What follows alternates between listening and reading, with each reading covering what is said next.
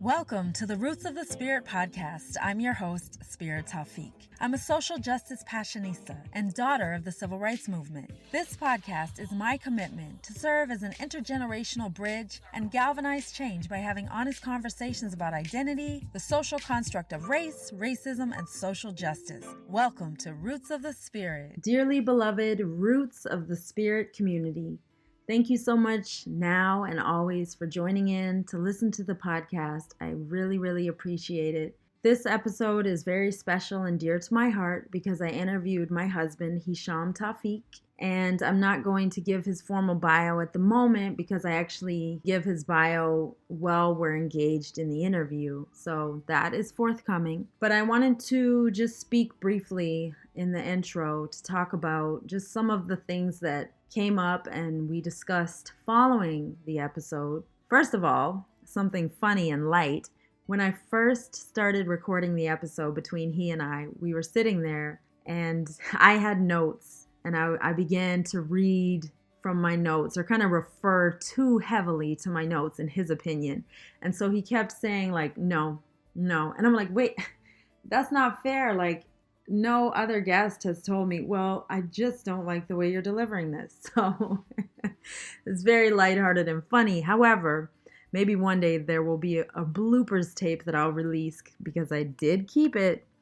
But he and I were going back and forth like bantering. And he finally said, all right, just start over one more time. Just drop the notes. And so I dropped the notes and I welcomed him to the podcast. And I said, well, you'll see what happens. But I wanted to mention that because when you'll hear kind of like a duplicate. I welcome him to the podcast, and then out of nowhere, I re-welcome him to the podcast. And I left it in there just because I thought it was kind of cool because there was a major difference. Well, in addition to the fact that instead of just accepting my welcome, he kind of throws it back to me with a question. It will all make sense when you listen to the episode. What I'll do is I'll separate those two parts by saying remix. And so you'll know what I'm saying. But I left it all in there because I'm like, you know what? Hisham and I are husband and wife. So there's like a casualness to our tone that you'll notice. And I don't want to take away from that by editing it out. And then in addition to that, the content and the subject matter that we speak about is very heavy. It's very personal. And I respect him so much for looking at the big picture and saying, you know what, I have a platform. I think that it's important for me to speak and use my platform. So the nature of our conversation today is centered on mental health and wellness, in particular for Black men. So he'll be speaking from his personal vantage point, the journey that has led him to his path of healing and being able to kind of check in with himself and understand what he needs and just the different ways in which the way he lives with mental health and wellness is very important to him. And so he and I have been having conversations for years, really, because he has just had such a transformational journey over the last 10, 15 years. And so have I. And I've been kind of speaking about it ever so gradually on different episodes.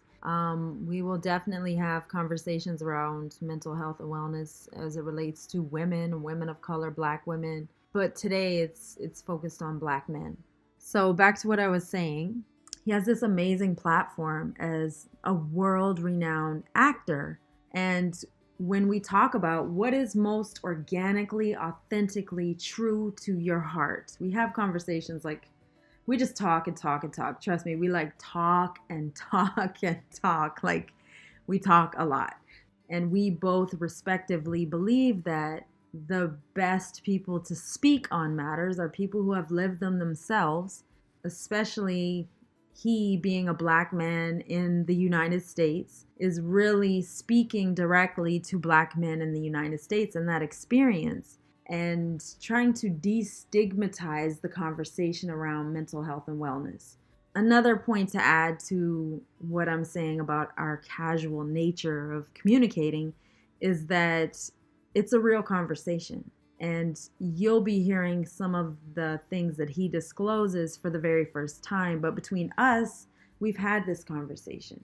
And it doesn't take away from the sensitivity and the respect that I give him when we have these conversations, but it may come across as casual, but that's just because we've been talking about it for years. I think it's also important, in order to fully contextualize this interview, I interviewed Hisham in 2015, right as he was retiring from the New York City Fire Department after serving 20 plus years. It's actually a video on YouTube, because that's how Roots of the Spirit used to be. It's transformed into a podcast. But I'm going to leave that interview in the show notes, because if you're really interested in understanding the context of which he speaks and his life journey, especially diving fairly deep into his experience growing up in this amazing tight-knit community, with his father being the founding imam and later Sheikh Tawfiq of the Mosque of Islamic Brotherhood in Harlem. Yeah, I highly recommend you go back and watch that interview, and it will help kind of build an understanding of his journey.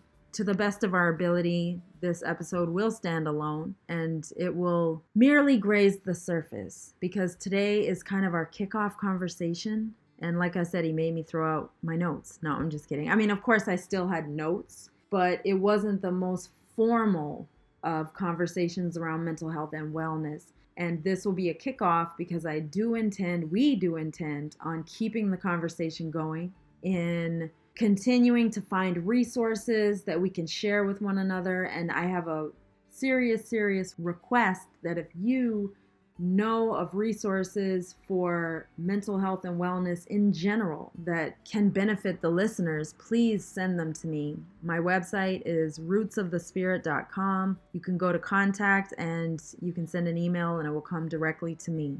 I guess one other thing that we talked about after we stopped recording is the fact that he spoke about his experience, his father's view on mental health and wellness, and he spoke about how his father, Sheikh Tawfiq, really instituted and promoted mental wellness into his community. So he and I actually had the conversation. We just don't want there to be any confusion that we're saying like religion is a substitute for therapy or help in various ways. It was merely a conversation around what his father was doing in the community and how he as a young person was provided with just this vast plethora of activities and practices that promoted health. So yeah, I'm sure down the line we'll have a very hearty conversation about sometimes religion being an interesting element in people's lives. And to be completely brutally honest, there is a conversation around, some people don't seek therapy because they feel as though their religion is a substitution. So I'm not going to go deep into that right now. I just want to put it as a placeholder because there are a million other conversations that we're going to have about mental health and wellness.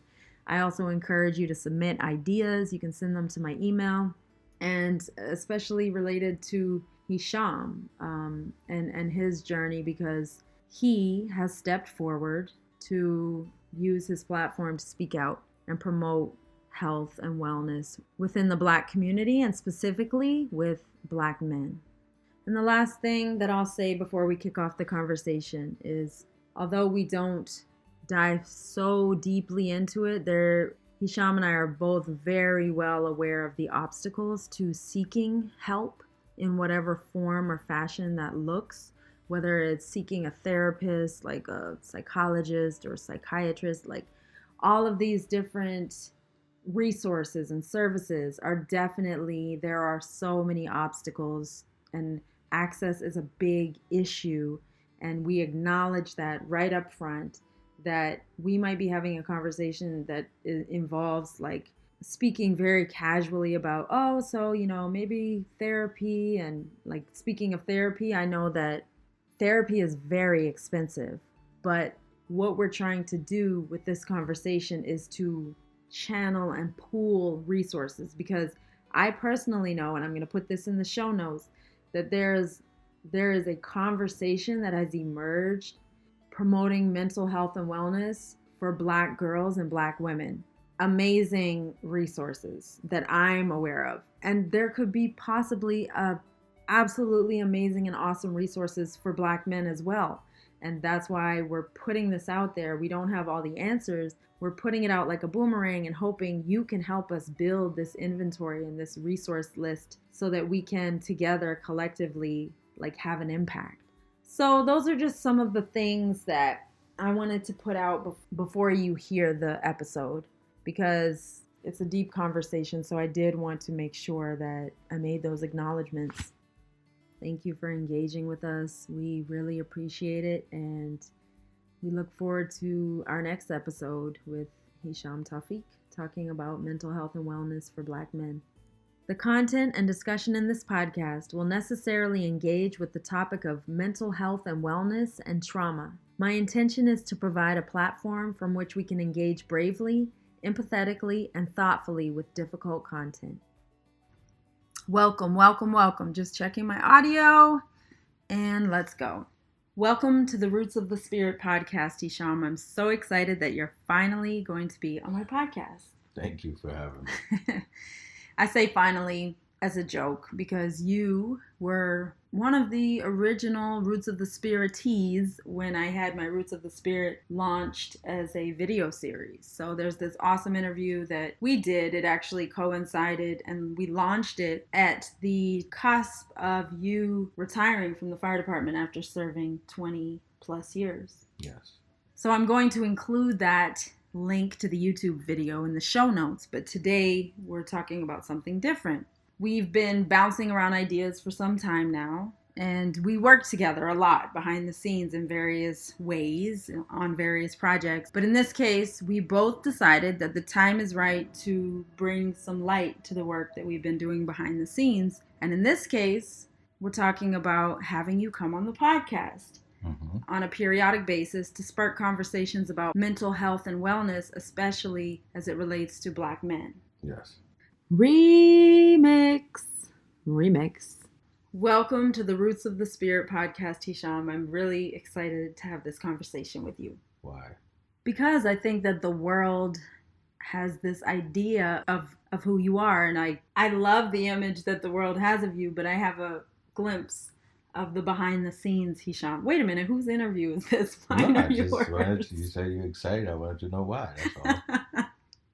It kind of threw me for a loop, but it's good. Got to keep me on my toes. But for our listening audience, who I love and adore so much, I am interviewing Hisham Nadir bin Koli Amin Tawfiq, who is my husband. I have the privilege of sharing my life with him. And I've been talking to him for the longest time about the fact that his story needs to be told.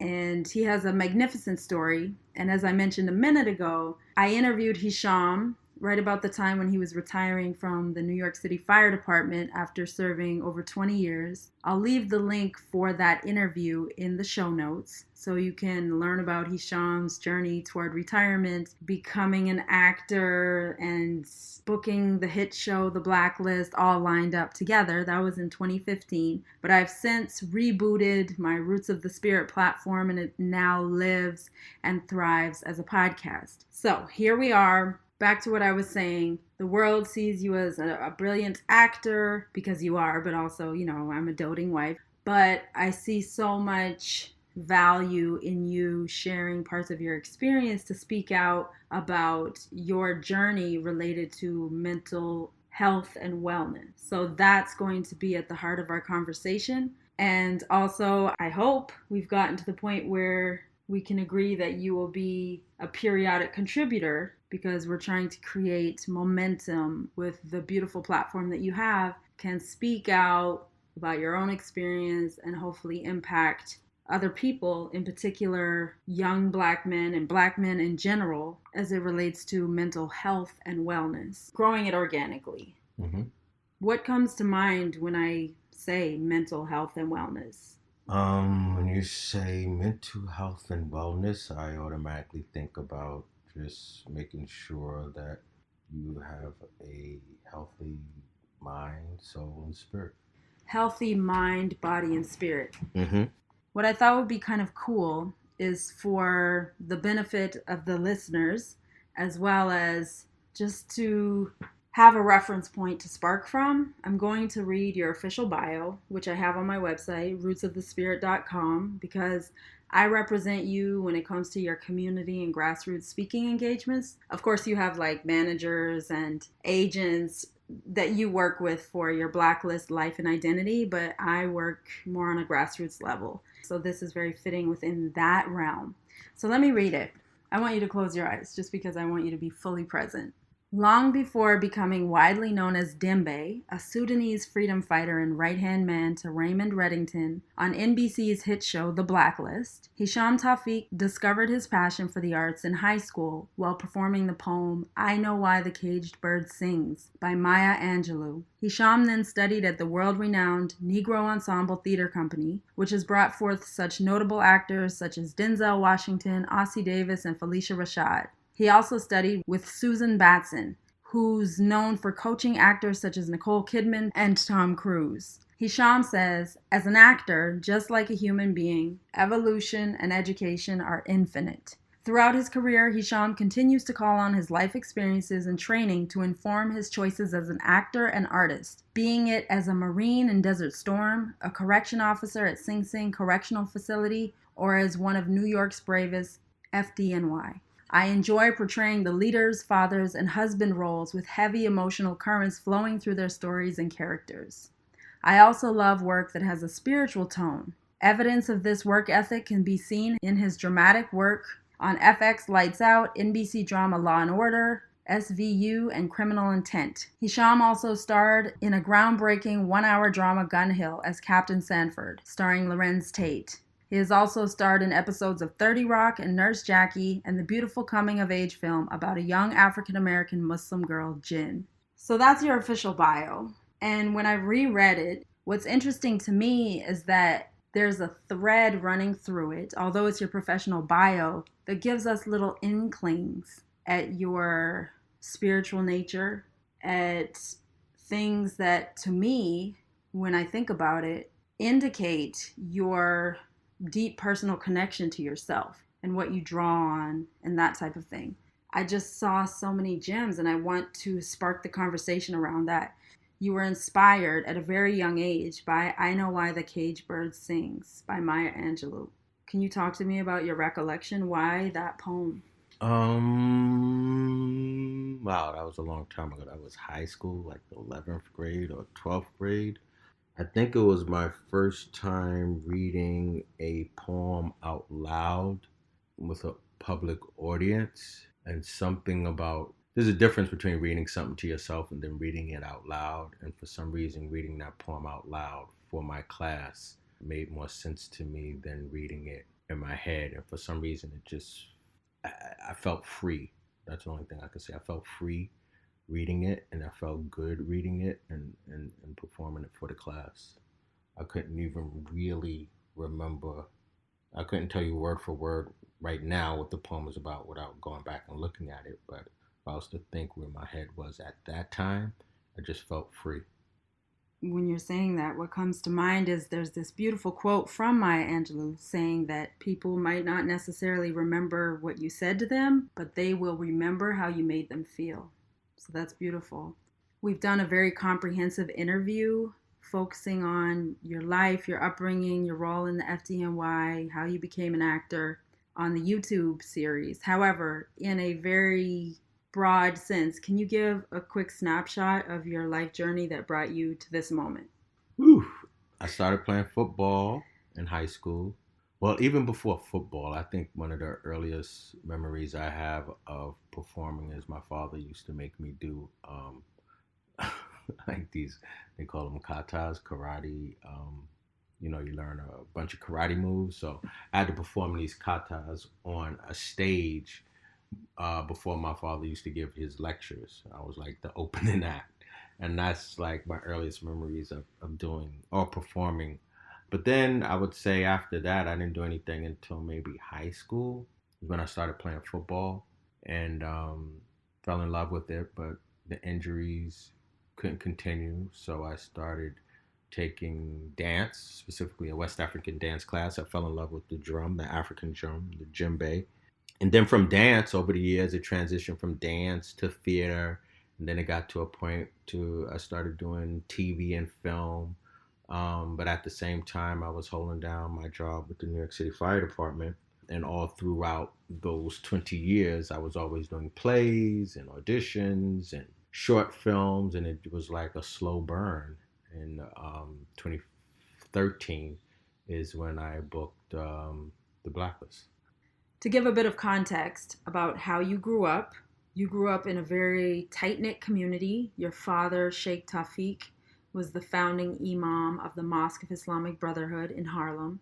And to kick off this conversation, I thought it would be interesting to talk about something we talk about a lot, which is your father's stance and just the way that he looked at mental health as it relates to African Americans and the African American experience. So my father was of the strong belief that the African American people in the states were a severely traumatized people, and I know now.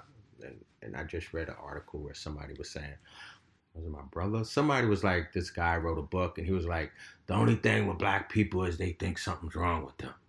Like, and I didn't read the whole book of what he said, but I was kind of turned off with that statement because you have to acknowledge that there is some trauma, and that trauma doesn't mean like we're less than or not worthy, but there is an injury.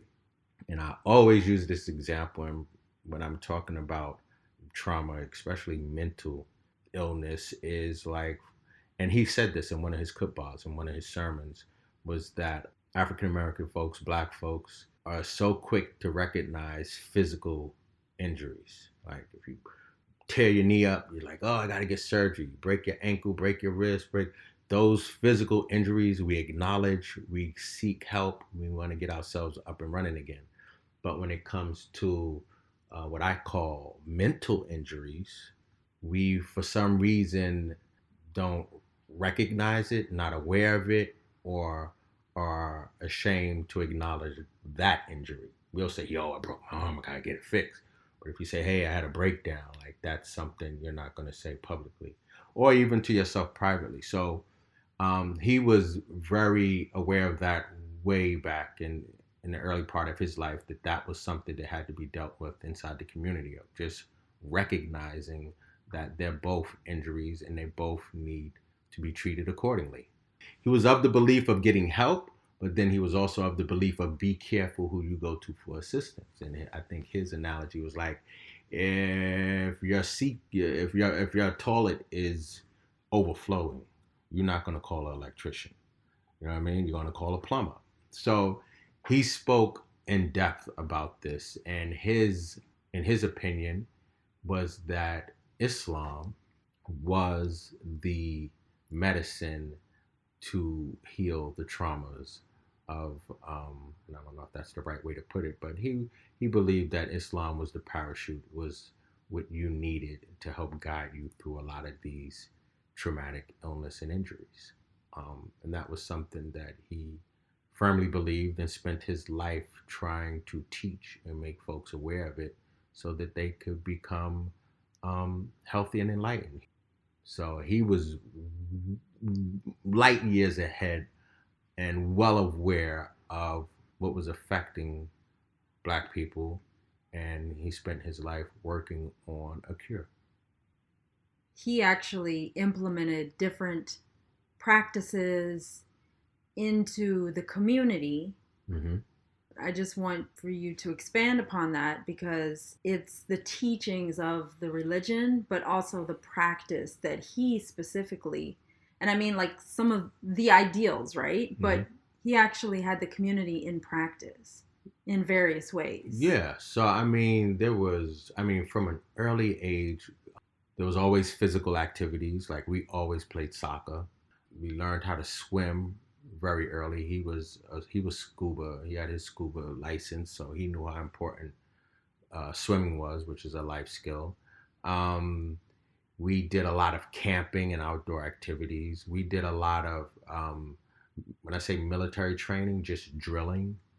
Learned the importance of discipline. Like there was this pie of different activities that he felt that should be incorporated into our everyday lives. And that was also fasting, was also music. Like he listened to a lot of jazz. Like there was just so many things that would fill up the the bowl of making sure you were well rounded. Although you grew up in this community that had mental health and wellness at the heart of it, you experienced profound trauma at a very early age when your mother was killed at 4. Yes, to gun violence. I would say that was probably my first experience with death and loss, and I don't even know if I fully understood it at the time. I remember the police knocking on the door. I remember there were white police officers, and I remember crying, but I don't know if I was crying because I knew the news that my mother had died, or if I was crying because these white police officers were knocking on our door. I couldn't tell you why I was crying, but I knew something was wrong. Um, but I don't think it hit me that my. I do remember too. At I don't know how old I was. I do remember them taking me to a therapist. But I do remember going to a therapist. I had no clue why. Might have got evaluated, and that was it. Unfortunately, my father, no one's around for me to ask why I went. I don't know if I was showing behavior, something. But I do remember going to see someone.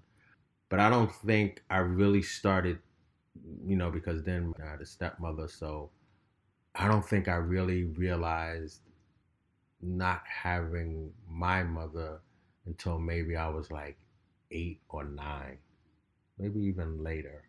Between 8 and 11 is when I remember I would cry in my room and talk to my stepmother about missing my mother. So later on down the years, you lost your father to illness while you were in high school. And then when you were in your early 20s, your younger brother Hamza was killed. Yeah, right before I went into the correction academy, so I was 24.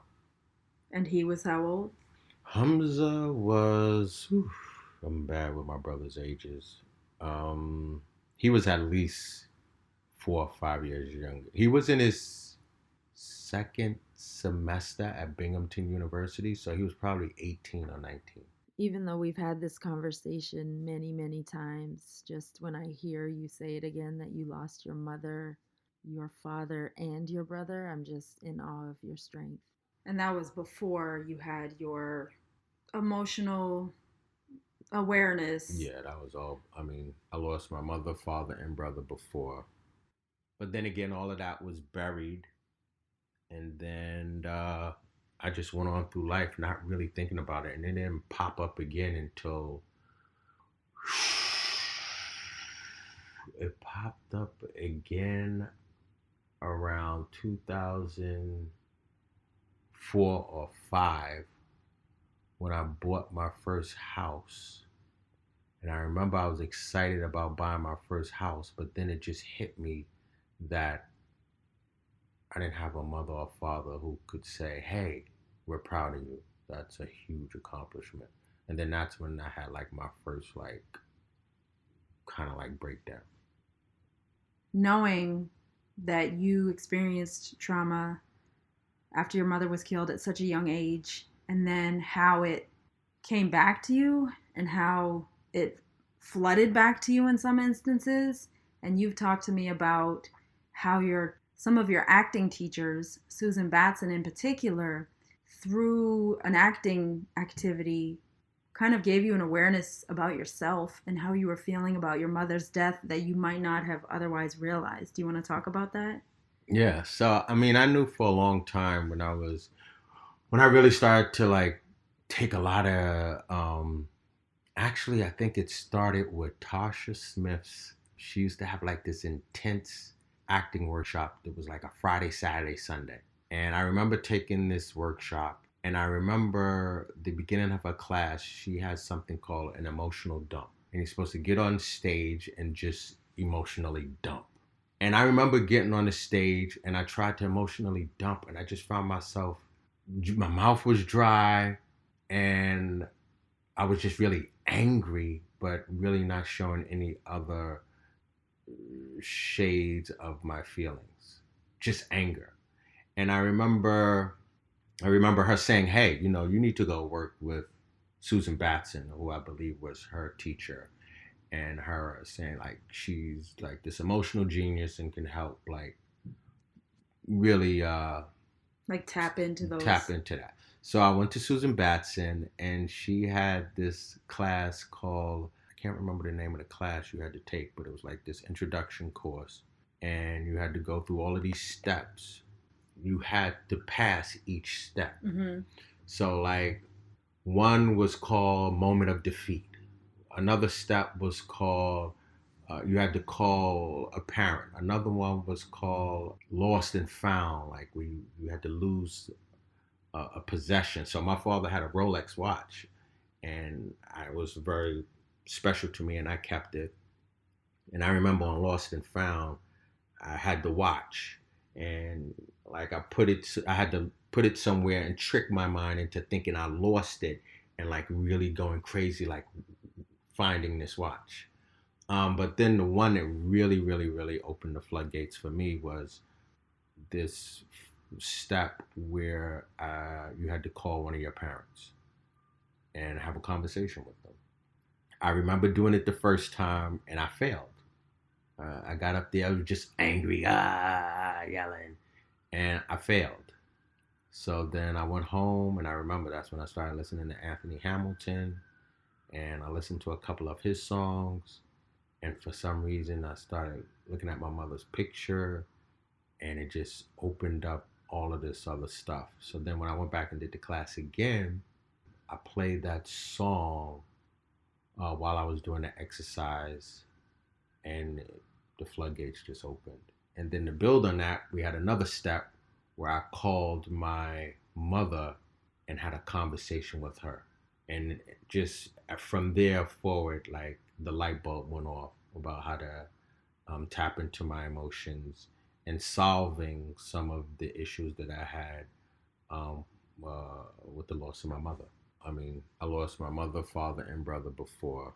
That class I took with Susan Batson wasn't until 2009 or 8. So I'm curious the way you describe it, the floodgates opened. So what was the experience? What did you do with that? I mean, now you're open. Did you go to therapy right away or? No, once the gates open, you find yourself crying a lot. Like especially the first time, I found myself crying probably the next 2 days. Every time I went to bed, I would cry, and just I couldn't even tell you why. You think about stuff and you're just crying. Um, but there was so much other stuff wrapped into it. Yes, we did those things, but then there's journaling. There's just so much you learn about yourself that every day you came home from class, you were just emotionally open. If you let yourself open up, there's some people who couldn't, that would never pass that exercise. So which came first? Acting class opening you up or therapy? Can you talk about how those two relate? That's weird because I think so. I started going to therapy, and after 9/11, I kept having these severe stomach pains. I kept going to the hospital, and they couldn't find anything. That there was Crohn's disease, that there was this, there was that, and then one of the doctors was like, maybe you just need to go to therapy. Can we pause there for a second because I want to mention the extreme trauma that firefighters seeing trauma every day, let alone the catastrophe of 9/11. Mm-hmm. And there is a unit, a mental health unit in the fire department, right? Yeah, there's a counseling service. Yeah. But I guess you can say that your life journey may or may not have kind of had you at an openness to be able to seek therapy through your own agency, like the fire department. I didn't even think about counseling unit. Probably didn't even know they existed when I was in the fire department. That wasn't even, it didn't, my stomach was bothering me so bad that when he suggested that, I didn't think I needed therapy, but I was willing to try anything to get rid of the pain. So once you started down that path, talk to me about that. Man, so I started down the path. They suggested this therapist. I go to see her. It was an older white woman.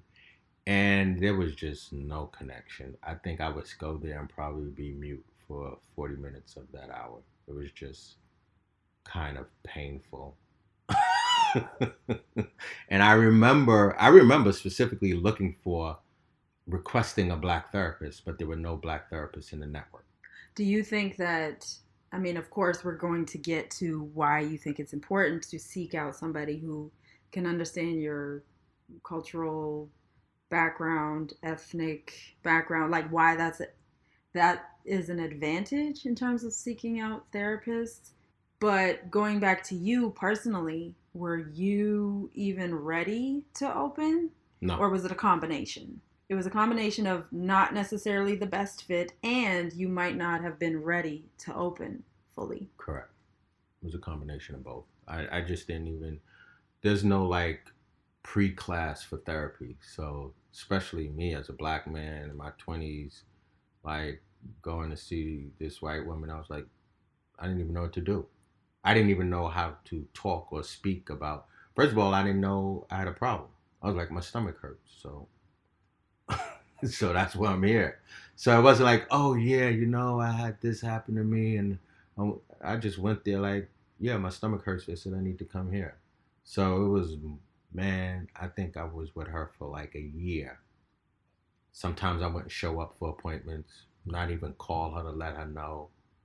Like, her name was Carolyn Holmes Garrett, and this woman was extremely patient with me.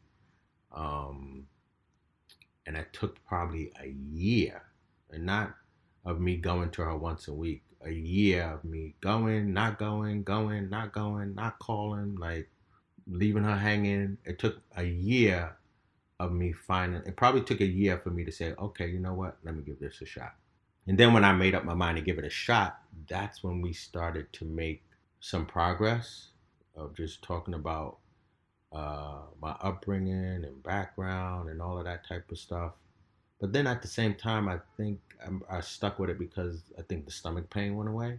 It used to come at least twice a year. And I think once I started working with her, stomach pain kind of dissipated. So I stuck with her, but still wasn't truly committed. And it wasn't until, but at the same time, I was doing these acting classes. So they were both happening at the same time. And then I think the light bulb went off in 2010 when I came back from doing the play A Raisin in the Sun. And I remember coming back from Little Rock, Arkansas. From Little Rock, Arkansas. So you're an actor living in New York. You got cast to do your play in Little Rock, and the nature of the play kind of it penetrated you in a different way. Is that right? Yeah, because I was Walter Lee. He has this relationship with his mother. It was the first time I was playing a lead. My cast was kind of dependent on me, and the role is set up for everybody to kind of lean on Walter Lee, and it kind of broke me down and exhausted me emotionally. So as soon as I came back, I reached out to her because I was like, I know I need to talk about this experience. Now you gotta remember, I started seeing her after 9/11, so 2002, 2003, and then in 2010, I call her. So that just tells you how long I had been working with her. So I call her, I'm like, hey, I need to see you. And I remember her saying, I'm ill, like I'm sick, right? I can't see you. And I was like, okay, I'll wait till she gets better. And then I kept calling and calling, and I couldn't reach her. And then I don't know how I found out or who told me, but somebody was like, she died. And I called the counseling unit pissed off. I was like, you don't think you guys could have told me that the therapist died? Like, don't you think it's your duty that if you have people going to see someone and they die, you need to let them? Like, I went off on whoever answered the phone, but I don't even think they even really knew. You know what I mean? Because I had chose someone So in the fire department, you can see two different counselors. You can go to the main hub where they have the counselors and see a therapist, or you can pick somebody who has their own practice away.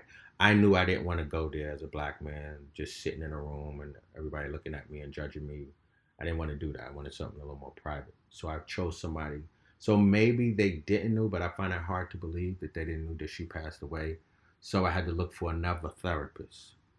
I know you were really heartbroken that she died because you said she was a wonderful person. She gave so much of herself and she was very patient with you. But do you think part of you was scared because you had been really accustomed to that support? And Scared especially of what? scared about just like being on your own after spending a solid 8 years with somebody who is helping you work through your own. I'm speaking personally. When I find a good therapist, and then for some reason, whether they move to being, they don't take my insurance anymore or whatever, like it's really hard to find a good therapist. And when you do, and for whatever reason, you don't have that support anymore, it can be Yeah, discombobulating. it was the. I mean, if I didn't, luckily I was at a point where now I knew the importance of it and knew that I needed someone to talk to. But that's the only thing that made me look for another person because I knew I needed to speak to someone. So I was kind of turned off and like, oh my God, I got to start all over again. And I think my new therapist was like, you don't look at it as starting all over. You look at it as a continuation, which made me feel a little bit better, but it was still hard starting off with another therapist after those many years. That's really interesting. I know that's something that you've instilled in me in a mental health and wellness sense, but also as it relates to career and trajectory of just life, the continuation. Because I used to say that. I used to say, "Oh, I'm starting all over," and you're like, "No, it's a continuation." I think that philosophy or frame of mind is really helpful. Well, I mean, I don't get it twisted that of course, if you're going to a new person, at some point you do have to lay the foundation again, especially about your early childhood life, especially if that's usually the result of whatever is going on with you at that moment. So at some point, you do have to bring that up so they know how to guide you. No, I totally hear you in that, but I think I'm looking at it on the other side, which is yes, you do have to bring them up to speed and it's going to take time building Mm-hmm. that relationship and foundation, but you've been doing the work. So you're at a certain level that you have grown to and Yeah, transformed and evolved to. yeah, So it's not to negate the work that you've been doing. Of course, it's like starting a new job. You have to learn the policies and practices and the culture of the place, but you bring the previous experience. true. Great point. So you carried forth, and when I met you in Little Rock, ironically, but we never developed a relationship. It was purely professional because I was actually the assistant director for A Raisin in the Sun in Little Rock. When I met you, sheerly, purely, that it was all professional. We didn't start dating and eventually fiancifying and getting married later on. But I say that to say, since I've met you, you've been on a journey and a path of continually seeking, growing, evolving, practicing. You have a daily practice, you have rituals, you have a routine, and you're very serious and disciplined about the maintenance. You take yoga, you swim, you play golf, you snowboard, you do a lot of different things, and physical activity is definitely a part of it. But you also go to therapy. You also Go to you the mosque. go to the mosque. Yes, I was just about to say that. Like your faith is, it's like if you look at it like your health and wellness in a holistic sense, like a pie, so to speak, you have different slices. And it's a matter of trying to maintain balance with all of them. I mean, when you mention it like that, some people might sound, oh my God, that sounds overwhelming. But if But you that's own, your journey. So everyone has their own specific journey. yes, but if you look at it like I love using analogies. If you look at it as if homeowners would understand this, you know, you got to maintain the roof, you have to maintain the lawn, you have to paint the outside of the house. Sometimes you have to paint the inside. Sometimes you got to snake the plumbing over this. You got to fix the stove, replace the stove. Like, when you're owning a home, that there is some maintenance you have to upkeep, or sooner or later that house is going to just fall apart. I mean, you could use the analogy with renting. You could look at it from whether but renting or having even a car. But what's key about what you're saying is that I have grown in my mentality around that, because sometimes this area gets 75%, this area gets 25%. And it's like, I think even just acknowledging, like so you want to use the house as an analogy. You're not going to be like building the deck, fixing the roof, repaving the driveway all at once. No. It comes in steps. I tried that when I got my first house. It's not a mistake why I mentioned those three things. But I say that, so how do you balance it all? Maybe it's that you have developed a relationship with yourself to the point where you can assess and say, right now, what I need to be in nature. Right now, I need to go snowboarding. Right now, I feel like I need to book a therapy session. Like, how have you gotten to the point that you actually know what you need? Because I feel like you do a great job at it. I think the combination of therapy and acting, like once you become really in tune with yourself, you start to see cues or behavior that will let you know. It's like the squeaky wheel. Like, that'll let you know something needs attention. And you have to really, really, really be aware of yourself to do that. But I think between the acting and therapy, I have these antennas or feelers now that I can pick up on some stuff and say, uh-oh, this is a bad habit flaring its head, or I'm feeling this way because, all right, let me go get a tune-up. So now I'm at a point where I can do that. And even sometimes I'll get hit and then not pick up on it. But that took a lot of work to get to a point to be able to recognize it. So you and I have had many conversations over the years about mental health and wellness. And I feel very fortunate that we both are very open about it. Our journeys, our respective journeys, trying to be better and being able to tune up as you described. Mm-hmm. I'm fortunate that although I experienced trauma in my life as well, my mother was a social worker and she exposed me to many communities and practices. I've also indulged in my own seeking over the last 10 plus years. And so I'm on my own journey. I thought it would be really meaningful for you to share your journey, because not everybody has access, resources of knowing what's out there. And I also think it's important to try to break down the stigma of mental health and wellness and look at it in a more holistic sense. Like, therapy is very helpful, can be life-changing, but there are also things that can help you regulate outside of that. Mm-hmm. So I'm curious, like, if you were speaking to a group of young Black men about mental health and well-being, what would you say to them? Whew.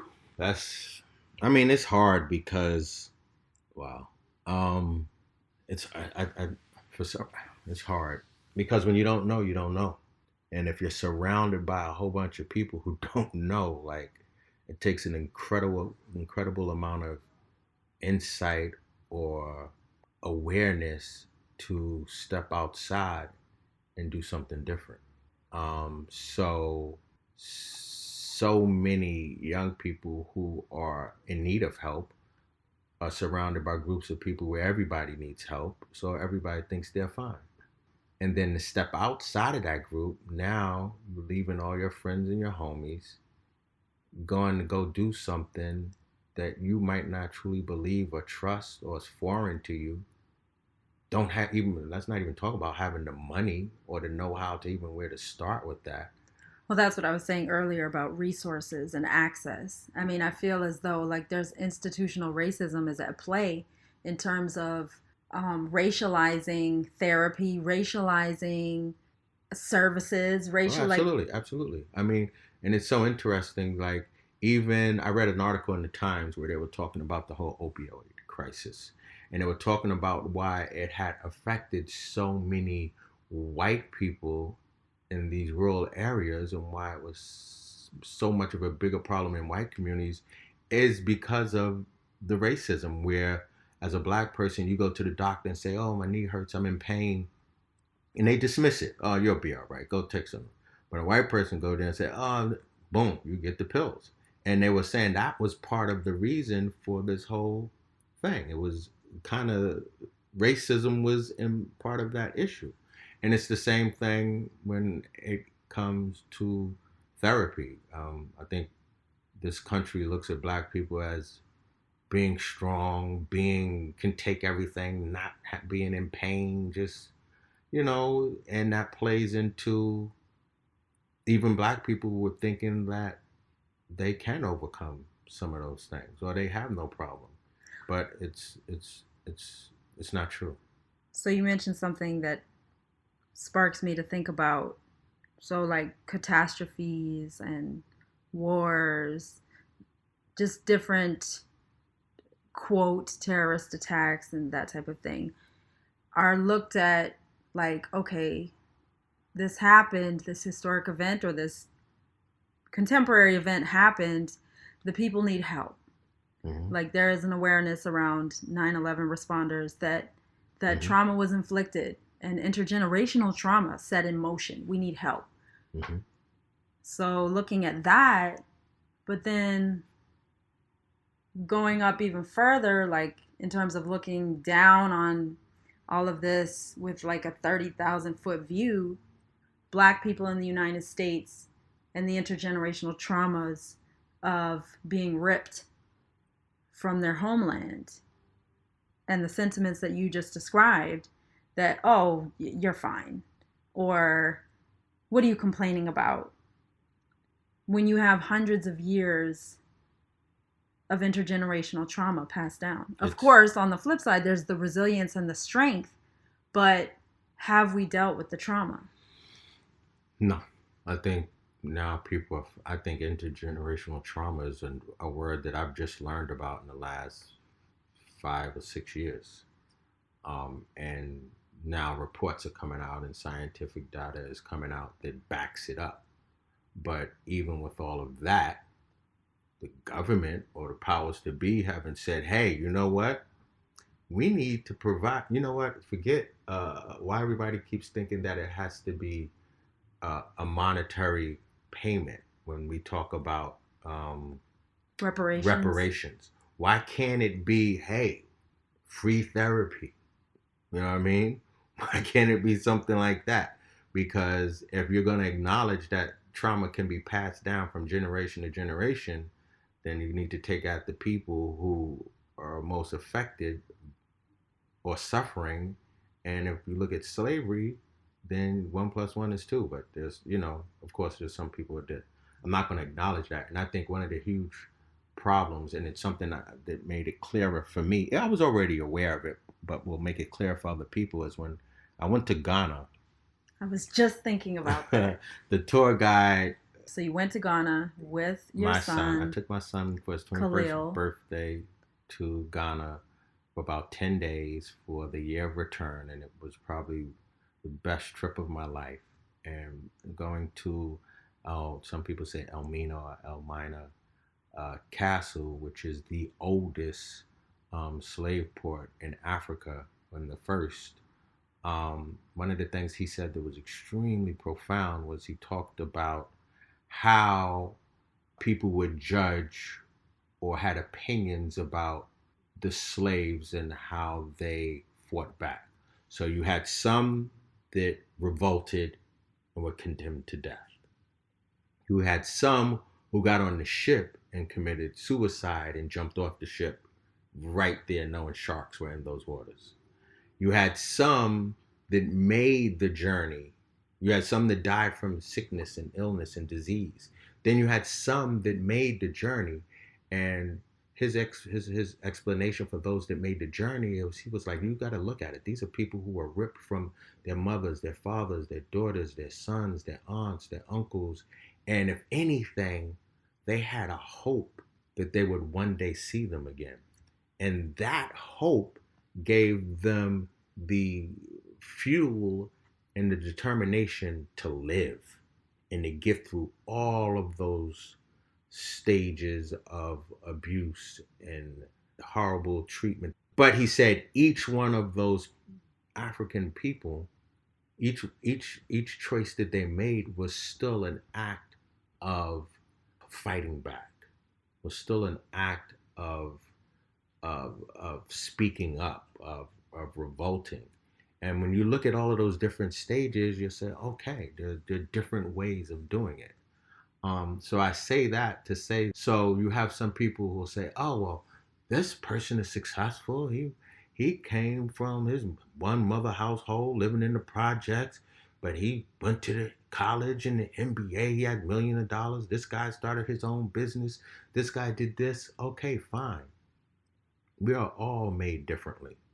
My father used to say, you know, every snowflake ain't the same. We all have a different fingerprint. And you can't expect one person to be able to get through this obstacle and then say, well, if he did it, everybody. If that was true, there should be a whole bunch of other Bill Gates out here. Well, actually, that's a part of the manifestation of racism because it's called exceptionalism. Like holding up one Black person's achievement or success and saying, well, they did it, so why can't you? Exactly. That's institutionalized racism. And it goes to mental health, where you see there's some people where all of these surrounding traumas and things, it might not affect them. But then there's one person who it will break. And well, I feel like we're all impacted. The way I was at an anti-racism training workshop recently, and the analogy they used is we're all breathing the fog of racism. We're all breathing it. It's impacting us in different ways, but the fog is in the air and we're all breathing it.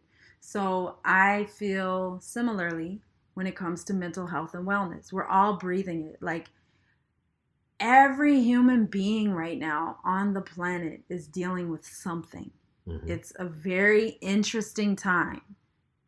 And there's a lot being thrown at everyone. But in particular, young Black people, young Black men who I feel as though you have a connection with because of the nature of your work and your community that you've built.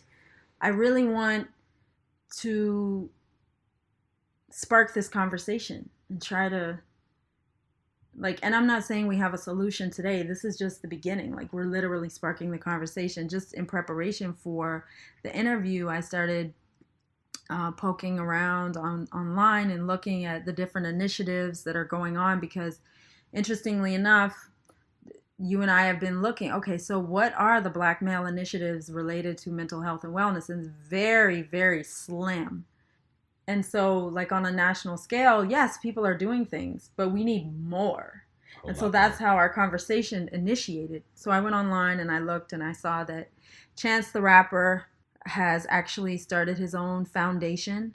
For example, it says Chance the Rapper donated $1 million to help improve mental health services in Chicago. So that's Chicago. Also, Brandon Marshall from the NFL started his own organization called The Stigma. So he started an initiative called My State of Mind to help connect people with mental health resources. Also, they're saying like Jay-Z has come out in interviews and talking about his experiences with therapy and helping him grow as a man. Like I said earlier, I found it really interesting reading the story of Brandon Marshall and his journey. So there are men who are speaking out, and I just feel like you're such an incredible man. You've had such an incredible journey. It has not been easy, but you have a voice and you have a platform. So if someone was listening to this episode and they only got to hear this episode, because like I said earlier, I hope this is a continuation of conversations around mental health, in particular for Black people and specifically young Black men, what do you want to leave them with? Is your message or just something you want them to contemplate as it relates to taking just being aware of our own mental health and well-being and seeking out help if we need it? I would leave them with this, and it's connected to what you said as far as we're all breathing the fog, right?